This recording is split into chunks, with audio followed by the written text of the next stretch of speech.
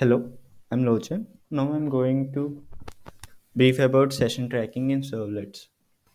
A session simply means a particular interval of time. Session tracking is a way to maintain state information of a user and is also known as session management in servlet. And as we all know that HTTP protocol is a stateless protocol, we need to maintain state using session tracking techniques in order to recognize the particular user. And in HTTP protocol, each request is treated as a new request, and that is shown in this picture. The initial request from the client to the server is a new request, and the response to that is sent from the server to the client. The next request from the client is treated as a new request and not like the old request. Why use session tracking? It's just to recognize the user. Session tracking techniques, there are four session tracking techniques. They are cookies, hidden form fields, URL rewriting, and HTTP session. Cookies in servlets. A cookie is a small piece of information that is persisted between multiple client requests. And that is shown in this picture.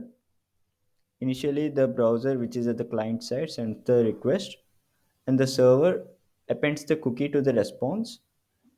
And that same cookie is persisted between the response and the next request from the client. The cookie has a name, a single value, and optional attributes such as comment path, domain qualifiers, a maximum age, and a version number. Types of cookies. There are two types of cookies in servlets. One is the non-persistent cookies, and the other one are the persistent cookies. Non-persistent cookie is valid for only single session and is removed each time when the user closes the browser. Persistent cookie is valid for multiple sessions and is removed only if the user logs out or signs out. Advantages of cookies are that they are simple techniques of maintaining the state and are maintained at client side. Disadvantages of cookies are that they won't work if they are disabled from the browser, and only textual information can be sent in the cookie object. Hidden form field. In case of hidden form field, a hidden, which is invisible, a hidden text field is used for maintaining a state of a user. In such case, we store the information in the hidden field and get it from another servlet. This approach is better if we have to submit form in all the pages and we don't want to depend on the browser. Here is the code to store a value in the hidden field.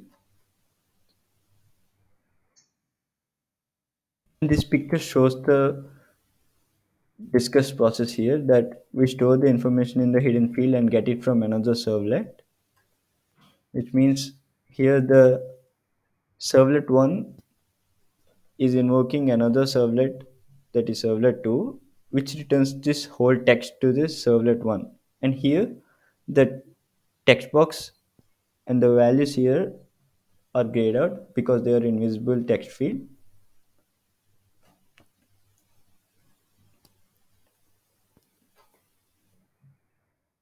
Next comes the URL rewriting.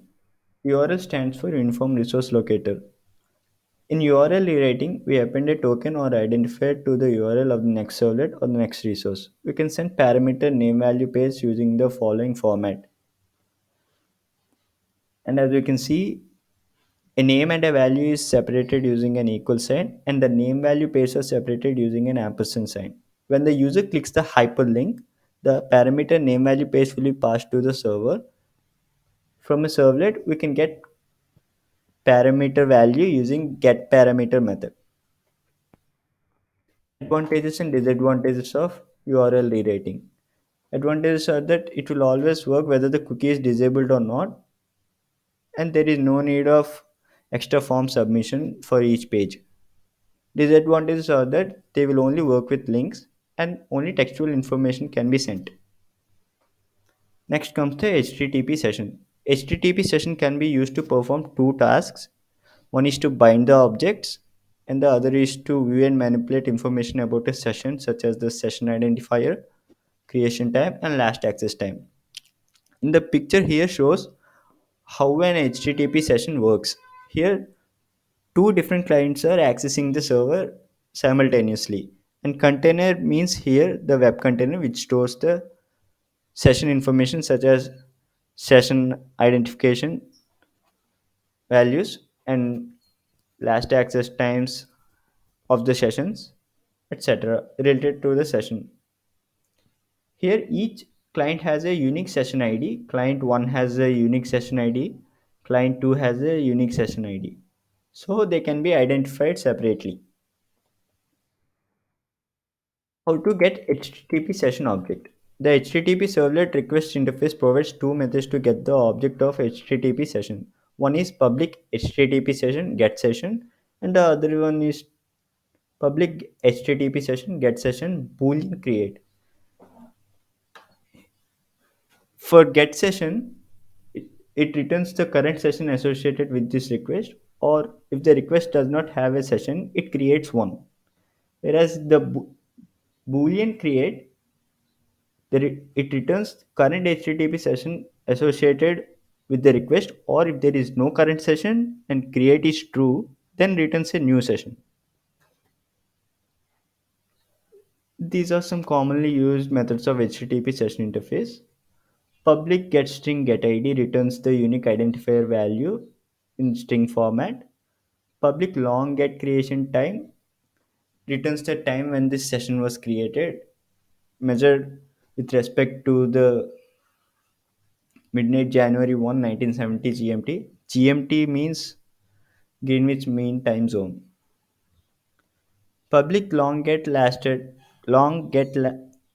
access time is used to return the last time the client sent a request associated with this session and the number of milliseconds since midnight January 1, 1970 GMT. And the other one is public void invalidate. This invalidates the session, then unbinds any object bound to it. These are only some common methods that we discussed. There are various other methods used in HTTP session interface. Here are some interview questions. What is session tracking? Session tracking is a way to maintain state of a user. HTTP protocol is stateless protocol, so we need session tracking to maintain the session information in order to recognize the particular user. What is the use of attribute in servlets? An attribute is a map object that can be used to get, set, or remove in request, session, or application scope. It is mainly used to share information between one servlet to another. What are cookies?